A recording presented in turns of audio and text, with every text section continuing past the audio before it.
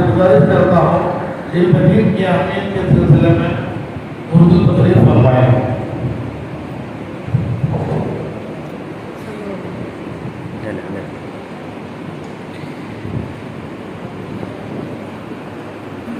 نحمده ونصلي على رسوله الكريم أما بعد فأعوذ بالله من الشيطان الرجيم بفضل بسم الله الرحمن الرحيم فقد قال الله تبارك وتعالى في الكلام المجيد والفرقان الحميد قل هل يستوي الذين يعلمون والذين لا يعلمون وقال النبي صلى الله عليه وسلم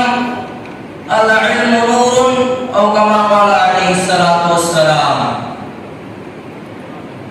بے علم کا جینا بھی ہے ایک قسم کا مرنا،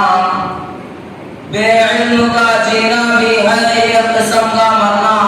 بہروں کو بھی سیماب کا پیغام سنا دو۔ بزرگان محترم، مہمانان گرامی،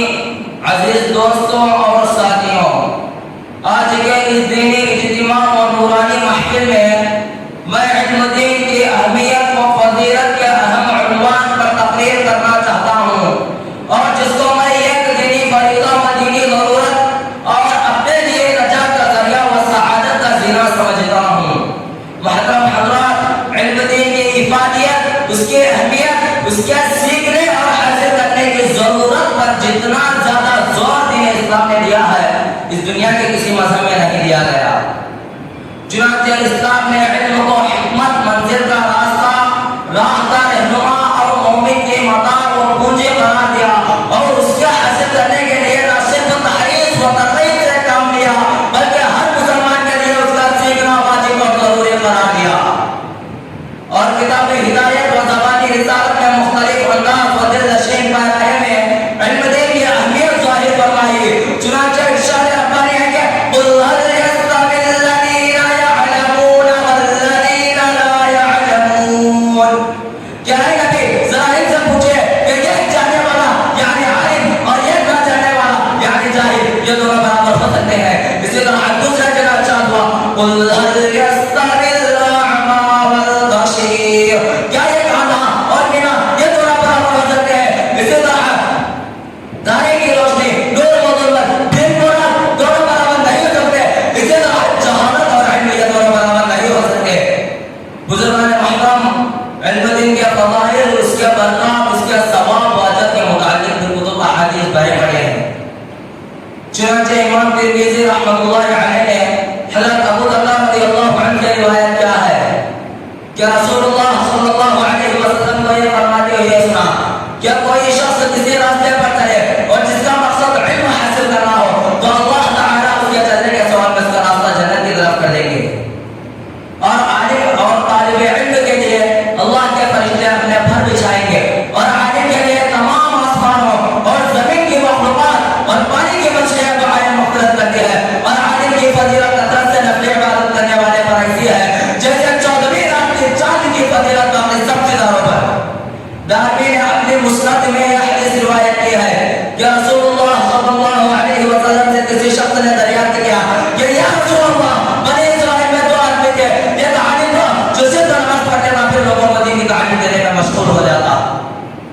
دوسرا دن بھر روزہ رکھتا، رات بھر عبادت میں کھڑا رہتا، وہ دونوں میں کون افضل تھا؟ آپ صلی اللہ علیہ وسلم نے ارشاد فرمایا عالم کی فضیلت عابد پر ایسی ہے جیسے میری فضیلت تم میں سے کسی ادنا آدمی پر۔ بزرگان محترم، ظاہر ہے کہ ان احادیث میں علم سے مراد علم دین ہی ہے۔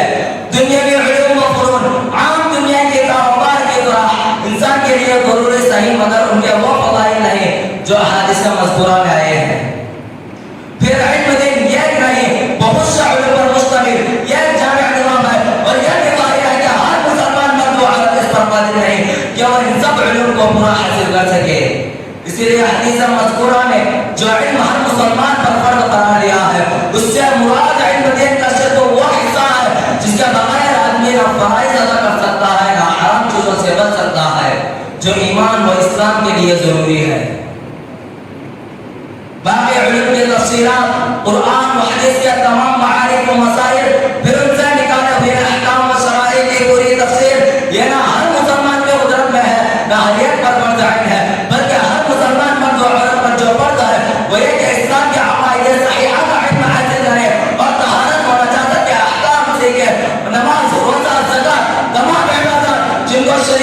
فرض و واجب کیا ہے ان کا علم حاصل کرے، جن کو حرام یا مکروہ قرار دیا ہے ان کا علم حاصل کرے۔ جس شخص کے پاس بقدر نصاب مال ہو اس کے اوپر فرض ہے کہ زکات کے احکام و مسائل معلوم کرے، اور جس کے اوپر حج فرض ہو اس کے لیے فرض عین ہے کہ حج کے احکام و مسائل معلوم کرے۔ جس کو بیع و شراء کرنا پڑے یا تجارت و صنعت یا مزدوری و اجرت کے کام کرنے پڑے اس کے لیے ضروری ہے کہ بیع اجارہ وغیرہ کے احکام و مسائل معلوم کرے۔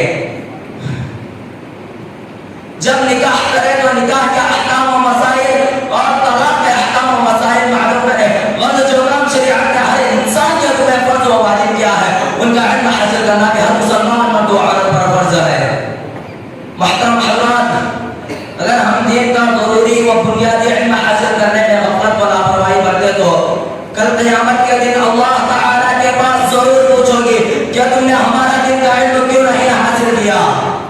آخر میں اللہ تعالیٰ سے دعا ہے کہ ہمیں کم از کم دین کا علم حاصل کرنے اور اس کے اوپر عمل کرنے کی توفیق عطا فرمائے، آمین۔ علم سے کیا کہوں کہ کیا ملتا ہے، علم سے کیا کہوں کہ کیا ملتا ہے، انتہا یہ ہے کہ بندے کو خدا ملتا ہے۔ اسی بات پر میں اپنی تقریر کو ختم کرنا چاہتا ہوں، آمین۔ وآخر دعوانا الحمدللہ۔